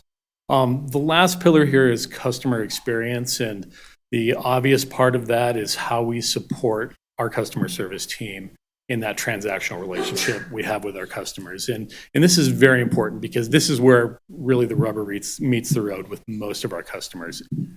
Everybody has a bill paying experience, whether it's auto pay, writing a check, coming into our lobby, and we want to do everything we can to make sure our customer service team has what they need to have a successful interaction. But also, all of these other pillars feed into that customer experience. So we pay a lot of attention to our various touch points, where we meet the customer, and how we can make sure all of those engagements are as successful as possible. Here is a little bit of the sausage making. These are sort of our core tactics that we put in place to support each one of those pillars. So, and it's things like tours, workshops, the water quality plan, activities or events like Smart About Water Day. So, and this is really just the tip of the iceberg, but it gives you an idea of the things that we do. Kemi? Sure. So while we have our communication pillars, conservation, water quality, water leadership, as a consistent focus throughout the year and every week, we address those pillars.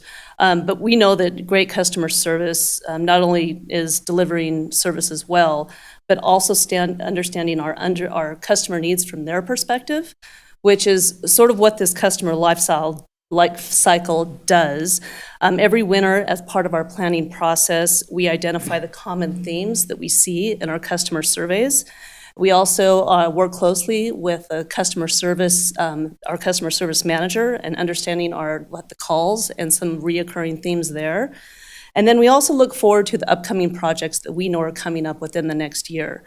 And with that, we map it out into this type of life cycle framework, because not only does the message matter, but the timing of the message is pretty critical as well. So, for example, for new customers, we know that when customers are signing up for new service, they're probably in the midst of a pretty big transition. They're moving into another house. Things can get really chaotic.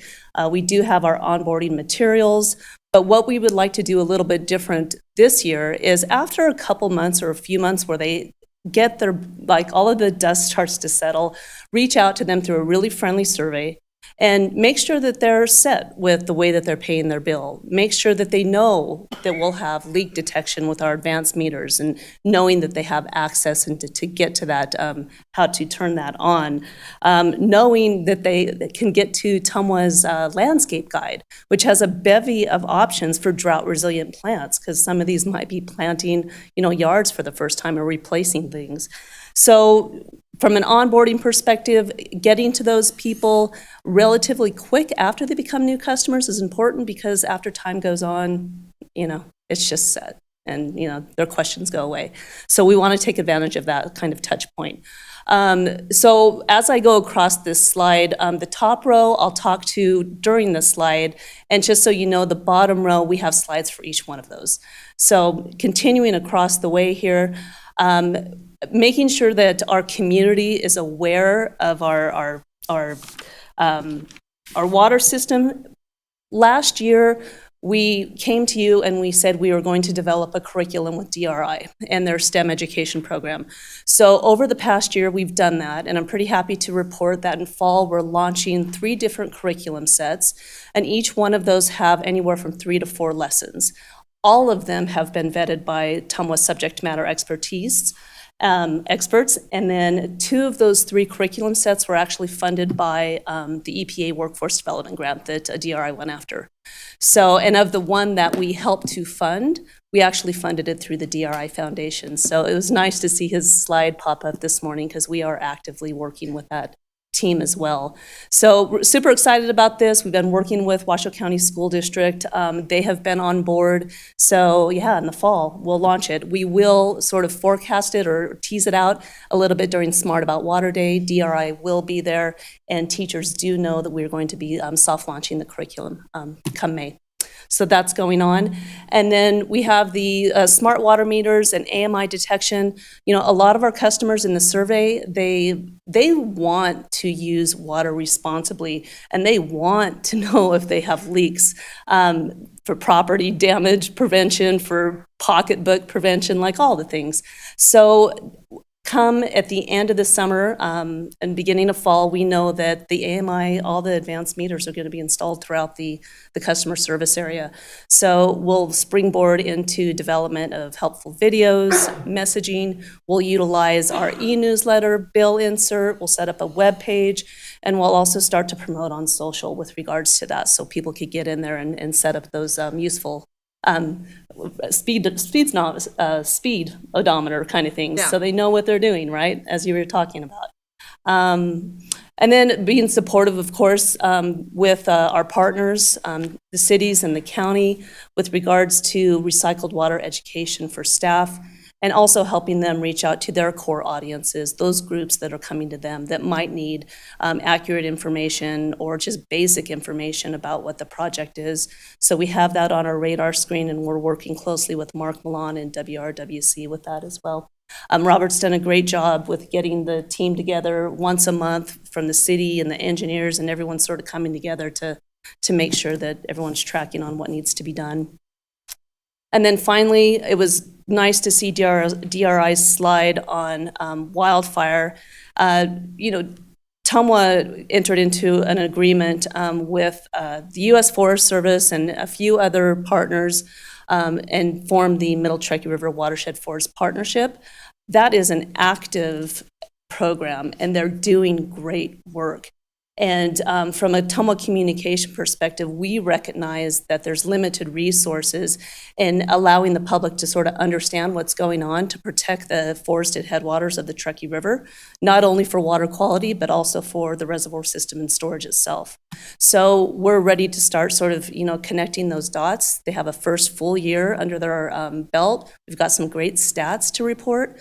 So for twice a year, we've committed to helping the Middle Truckee River Watershed Forest Partnership with that newsletter. And so we're working closely with them to get it out to key audiences in that regard. And there we go. Oh, deja vu. You may remember this slide from the WRWC meeting.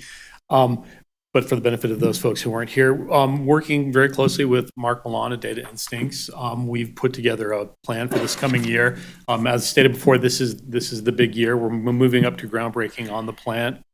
So we've mapped out a number of activities to support the different core groups that we're going to be engaging with over the course of this next year. Core stakeholder engagement, and we've already spoken at length about the value of the tours and grateful for everybody who's participated in those.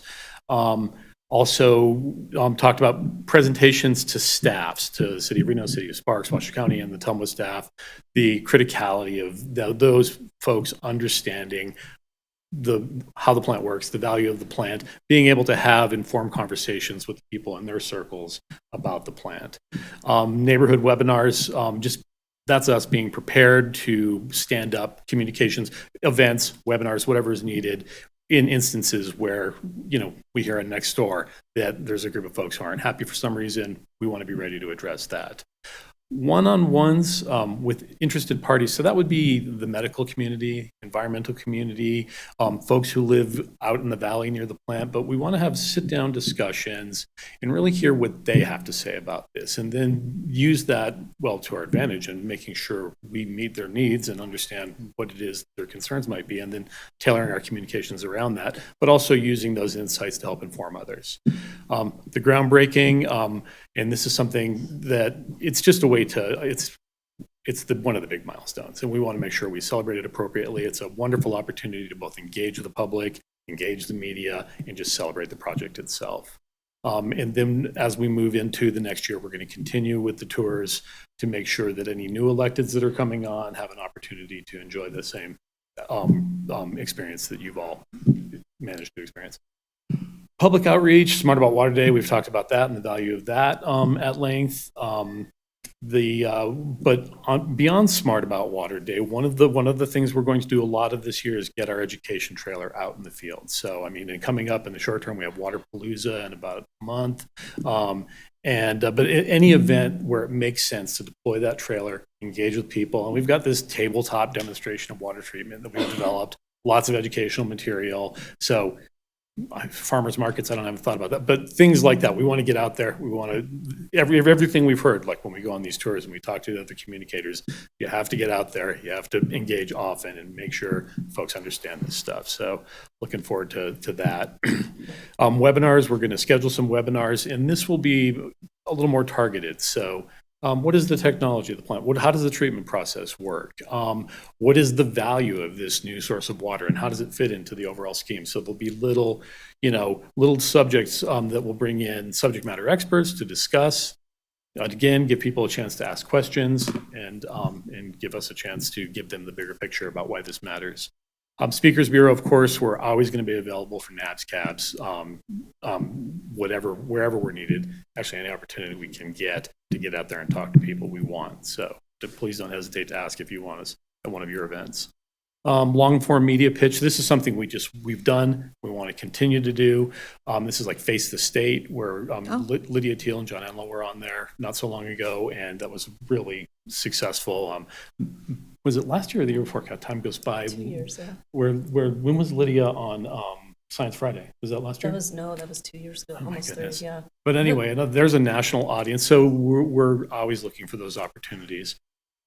As for asset development, the Education Center we've already discussed and the importance of that, but also the website. And it was mentioned that it's important to make this material accessible. And right now, the One Water Nevada website has been geared towards a more technical audience. Right. So we're going to really dial that in to make it more for a lay audience. So there's going to be a lot of change to that. And part of that will also be videos of subject matter experts talking about the different facets of the project, so people can get on there and very quickly understand. So that is what we've got going for APR, Advanced Purified Water Facility. Sorry, I'm mixing my acronyms. Back to you, Cami. Okay, great. Well, this is the same slide that Cara showed to represent sort of the broad calendar for outreach. I think really looking forward to doing the at-a-glance report, which is listed here as the public executive summary.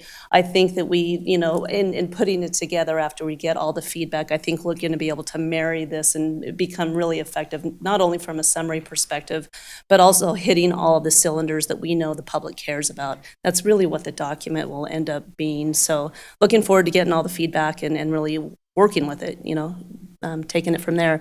Also, let's see, after the WRP is approved in the fall, then we have a lot of opportunity to start talking about it on social. So, with social posts, sharing some of the data, and actually going out and maybe talking to those groups like you talked about. And so we have a stakeholder map, and you'll see how we sort of have captured the universe of stakeholder groups that we know are out there. Always room to, expand for more. The Hispanic Chamber of Commerce is one, aspect of that. I believe did they merge with the Chamber of Commerce? I'm not sure. Yeah, do you know, Director Miguel? I know there's a Latin Chamber of Commerce down in Southern Nevada, but the one that So the different stages, so hire when you're looking for a job at TMWA or being brought on, inspire the onboarding process, the training process. Admire is kind of, okay, so now you've been working at TMWA for a while. How do we continue to acknowledge your work at TMWA and also help, sort of reinforce the notion that TMWA is a great place to be? So a lot of it is cultural and just reiterating all of that. Retire, so we have this wonderful resource, and TMWA is, coming up on 25 years old, and we have folks that are moving out, and we do not want to lose the knowledge and perspective that they bring to the table. So we're going to be looking for opportunities to engage with them, keep them in the loop, let them contribute where possible, and then also allow our employees to benefit from the institutional knowledge that they have. Speaking of employees, as far as you look at a stakeholder map kind of format, employees are at the center, so informed, happy, employees with a great culture at TMWA, that sets the tone with a lot of interactions that customers have with the agency. And then, of course, as we go out, you can see the different types of stakeholder groups, to Chair Deere's point. And I think that as we go through and look at these different groups, who do we add onto that outreach schedule for a speaking engagement or what have you? Maybe it's just making sure that they get the at-a-glance report like we do with the PAFR. We send it out to community leaders just to socialize the information that's inside of that. So this is a really good map. We don't visit it all the time. What you see as far as the logos that are represented, those are active stakeholder groups that we work closely with. So with WRWC in Reno, it's the A+ project. With the Forest Service on down to Fore River, that's the Truckee River Watershed project. Truckee Meadows tomorrow does a big quality of life metrics report. We make sure that the information there is accurate. So we're a part of that organization's academic team, if you will. So Cara works closely with those people, and I help as well there. Washoe County School District, DRI, we talked about that educational outreach. And then with Nevada, the Nevada Extension, they really are the experts when it comes to landscape and drought-efficient landscaping. And when we start to get those, those queries about tearing out turf and, the value of trees and all of that, we have worked closely with them to develop one-sheets on that. And they have been peer-reviewed at the academic level, so they can promote those and distribute those. So that's a great partnership. While I'm thinking about it, Yeah. before you leave this one, one group I see that you might want to add would be One Truckee River. I didn't see them. Oh, it's OTR. Sorry, I didn't have enough space to.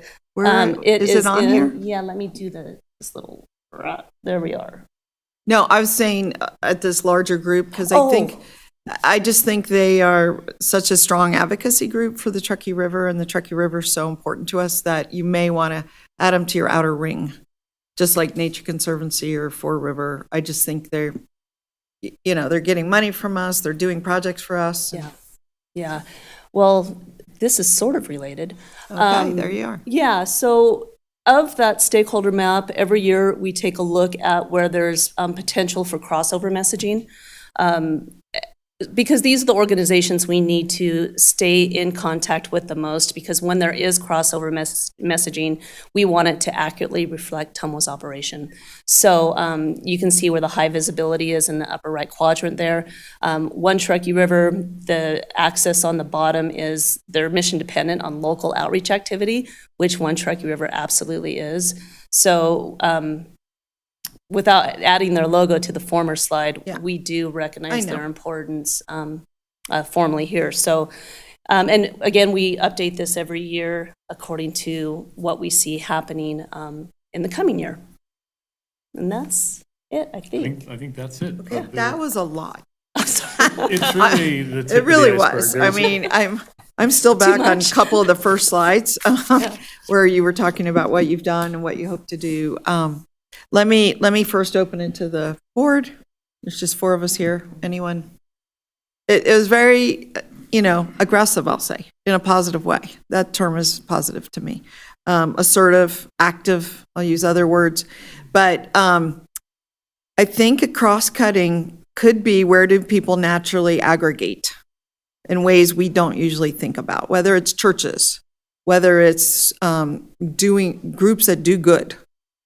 They're all interested people. The fact that they've taken a step to even be associated with a group means they could be open to hearing more, and they often care a lot about our community. And water seems to be a prevalent, important topic to lots of people. Lots of people feel like they know about water. When we go to do developments, we often hear there's not enough water, or how much water will they use, or we're the driest state. I mean, it's a constant refrain that we don't even get into when we're evaluating applications because we're relying on you.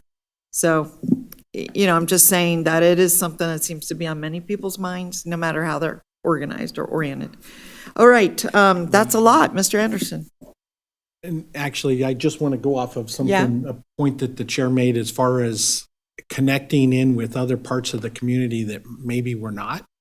And I would say utilize us, because I imagine if you look at the board, several of us are involved in communities like you're referring to. Yeah. So whether it's a Rotary Club or Elks Lodge or whatever, connect with us and see if we can help open the door for you guys to make the connection with those groups as well. Yeah, we absolutely welcome that. That's Yeah. wonderful. And the board's always been very supportive. And as well, I feel we have to mention our staff makes our life as communicators so much easier because they are always out there for us as spokespeople. Yeah. And we're always willing to jump in and be part of this process. We're all so busy, you got to give us a job. You got to send us an email saying, here's the date, time, and place. Please put that on your social media. Something like that. Or please send to a group you're associated with. Yep. One group. You know, I think that will expand your attendance from 7 or 10 to, you know, even up to 50 or 100. So, okay, no final comments on this. Just, it's so important what you're doing. So appreciate this in-depth presentation. Okay. And I was going to just ask that, do we need a motion? And what would we, do you have a proposed motion? What do you actually need us, just to accept the report or to do us something? It was advised for a motion, but if you don't need approval. I didn't think you were asking I do us not for think so. It's specifics, but informational. okay. All right. Thank Well, you. very good. We're going to move on to one of our final main components of the meeting, which is about our legislative activities, bills, and recommendations. And I know an important milestone was just passed last Friday, I believe it was, and so we're ready. We're all ears. Good morning, everybody. Dan Newbell, staff attorney at TMWA, here with our government affairs consultant, Leo Drozdov, to give you all an update on the 2025 legislative session. Things are starting to pick up at the legislature. Our subcommittee has met the past 2 consecutive weeks to discuss some of those updates. The important milestone being referred to was last Friday was the deadline for bills to pass their initial committee that they're in. There is some exemptions to that process if there's a fiscal note that's attached to the bill. Of the 100 or so bills that we were tracking that relate or impact TMWA in some way, that is now down to 60 after all the, many of the bills died at committee. The next significant milestone will be the 22nd of April, where bills will be required to pass the actual greater House. So either the Assembly or the Senate, depending on where they originated from. And there are still exemptions to that process as well for bills with fiscal notes. To dive into some of the particular bills that we've talked about so far, I'll give you an update on AB 104. That bill is a good example of TMWA going on offense for crafting and facilitating a bill that will help with potable reuse, along with some other things that are in it. We've referred to it as the omnibus bill because it has quite a few provisions related to water. But the provisions that are important to TMWA relate to the development of regulations for potable reuse and encouraging and facilitating that at the state level. That bill was passed from committee on March 31st. And so now it will go to the Assembly Ways and Means Committee because there is a fiscal note on it of about $200,000. And so at that level, it'll get worked on and probably amended in a way that will help to reduce that fiscal note. Much of that fiscal note relates to the retirement of water rights, which is another part of the omnibus bill. And so we'll continue to track that and keep you updated on it. And I'll pass it over to Mr. Drozdov to talk about the 2 other particular bills that we've noted. Good morning. Yeah, it's still good morning. Chair Dor and members of the board. The 2 other bills that Dan referenced were SB 276 and AB 419. So SB 276 is actually so far a bit of a success story in that when we appeared before you last month and before legislative subcommittee prior, the position that we had taken was one of gentle opposition, is the best way to put it. That's how we testified. We sort of made the point, taking cues from the board and staff, that we supported obviously the concepts of greater notification. This is a bill that had to do with that emanated from an issue where there was a discharge of raw sewage to the Truckee River. And so what we testified to was that there was an existing reporting statute on the books. There was an existing regulation on notification, and there was a newly enacted statute last year that talked about tribal consultation between tribes and the Nevada Division of Environmental Protection. So our basic point was, if there was something that was missing from those, let's try to strategically target fixes there. And that seemed to gain a bit of groundswell, and that's actually what happened. The bill was dramatically reduced. The bill basically makes it clear that spills need to be reported to the Division of Environmental Protection directly, and then the Division of Environmental Protection has the responsibility to do the downstream notifications. And in the case of tribes, the division and the tribes should actually utilize the consultation process that was passed last year. So that bill, and by doing that, we avoided, or the Division of Environmental Protection avoided the need to put a fiscal note on. So that bill did come out of committee, and I wish they were all like that. So that's good. AB 419 is a bill that we've talked to the legislative subcommittee in the past and have talked to the board in general about this. It's an item that has been discussed for about a year, even before it was a bill. Its two main focuses have to do with hearing regulations before the state engineer, and whether parts of what the state engineer does should be part of the Administrative Procedures Act.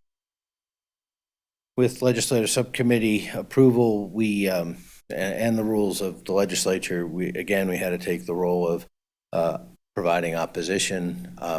We did so with a full statement about wanting to continue to work with the bill sponsor and the like. We actually drafted and submitted a letter under Mr. Zimmerman's signature, and that letter was helpful because it has led to a reduction in scope of that bill. However, the bill was moved without recommendation, which is relatively rare, to the Money Committee. There's still a very large fiscal note on it. Again, we support the goals of what the bill purports to do, but don't want to stretch resources and create even more process where it probably isn't helpful. So we'll remain engaged on that. I don't know that the overall board has supported the subcommittee's recommendation of opposing. So we probably need to do that. All right. But that's the update on those. Well, and also we changed one of our recommendations at our committee to supporting. 276, this legislative subcommittee wanted to move from opposition to support. Right, so we need to vote on both. Things. Okay, so thanks for the is there more? Mr. I just Newell? wanted to state that the positions taken by the subcommittee of changing to support on SB 276 and also opposing 419 are laid out within the table that we provided, listing all of our the bills that we're tracking. And so for a motion, if it was to just adopt the position stated within that spreadsheet, that would be to support AB 104 and and SB 276, and to oppose AB 419. Okay. All right, and does that conclude the report? Okay, does. questions from anyone? I know the three of us have had the opportunity for in-depth dialogue. Mr. Martinez, any thoughts, questions? Yeah, I mean, I think I wanted to get more details on the opposition for 419. I just wondering what, I guess, the justification was there in the switch from, it looks like monitor to oppose, and why the subcommittee decided to go that way. Sure. I can, if you want. Okay, so we have a lot of issues with the bill that are laid out within that letter that we provided. When we had it on monitor for the previous meeting, that bill had just been released. It's 419, so it was one of the later bills. And so we still wanted to read through the actual language that was put out by LCB for the bill. But just to, point to one thing, the fiscal note that's been put on this bill by the Division of Water Resources is $25 million per biennium. And so that would more than double the size and scope of DWR from what they're currently at. And so part of the concern is with a lot of the things that this bill would change, which would be requiring hearings for everything, which is often unnecessary for some issues, and for requiring meetings with applicants prior to them filing their applications. Increasing the scope to that length would spread DWR thin. And so it would be difficult for them to address the things that we need, and it would probably slow the processes down, which is the opposite of what I think the bill authors want to accomplish. And then we also have some issues with some additional judicial review standards that they put within the bill, basically binding the state engineer currently to decisions made by previous state engineers, which would be highly unusual in this context. Even trial courts are not required to follow what other trial courts do. And so we prefer what exists now, which is basically a look by the court if the state engineer followed the law. And if they followed the law, then it can get either affirmed, and if they didn't, then it can get remanded. But we don't support changing the judicial standard to look at what the previous state engineer held on something that might be similar. And so that's some of the issues we have and what led to us opposing it, and it's more fully laid out within the letter we submitted, which I can provide to you as well. I think you should provide that letter to the whole board, frankly. Sure. And I'll just weigh in too. As our team said, the intent was good. They want a clearer process, administrative process. Everybody wants that. Everybody wants that. But the thing is that they tied it up so much in detail, required so many things, that they created a bureaucratic burden that doesn't exist today in a weird way. So I agree. Rather than speeding things up, it would slow things down. Now, it might make things more predictable for some, because they'd know it has to go through this laborious process, and they'd know where they are in that laborious process. But what our staff also said was that we do know the process, and so it hasn't negatively affected TMWA, the current process. We're experts at it. We know how to navigate it. I'm not saying that's for everyone, and I certainly want more transparency, but I don't think this bill was going to get it the way it needed to be gotten. So, yeah. I appreciate the clarification. I think I just didn't have access to the letter and some of these things, so I just wanted to make sure I understood that. Send it to all of us again. Do you know when the next meeting on this specific bill is, or hearing? Board Member Martinez, it has been referred to Assembly Ways and Means, and so my guess is probably not for a while. The fiscal situation, as you've heard about earlier in your meeting, is not great. Economic Forum meets May 1st, so I think there's probably not going to be a lot of action on a lot of bills till after May 1st. Thank you for your work. Yeah, all right. Thank you so much. And then we're looking for a motion to, I want to make sure I've got the list, support. Why don't you read it out instead of me? Sure. The motion could be to just adopt the position stated within the spreadsheet that's attached to this agenda item. And as I stated, those positions would be to support AB 104 and SB 276 and to continue to oppose AB 419.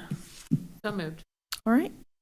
I'll second. All right. So we have a motion from Ms. Hill and a second from Mr. Anderson. Any further comment, question? All in favor, please say aye. Aye. Aye. Any opposed? All right, motion passed unanimously. You have your marching orders. Thank you for representing us at the legislature so well. All right. We are going to move on to the general manager's report. Thanks, Chair Doer. So it's Item in 13. It's in your board packet, but I just wanted to highlight that Marcy Westlake's initiative that she started a few years ago on paperless billing is saving TMWA about $538,000 annually. Wow. And so we're looking for ways to continue to maximize I that. have an award for her. I mean, seriously. She Is got that- she got the Sparkle Award a few years ago, so Okay. that covers it. Is there, but that's before it was like completed, right? Okay. All right, keep going, sorry. That's all I have. Oh, okay, well, sparkle away. I mean, that's awesome. I mean, imagine that. An employee comes up with something that's saving over $500,000 a year. It's incredible. I know we're on paperless billing myself. I also wanted to comment that my husband recently had a chance to call TMWA, kind of wanted to use a different fake name and not my last name, but he didn't eventually. He had to say his name. But the service was very good online. It was on person, I mean, on the phone. Had a question, got a great answer very quickly. Well done. Anything else? Okay, thank you for that. And then we're on to our final public comment, item 14, and I'll ask our clerk, is anyone registered for public comment either in the room or online?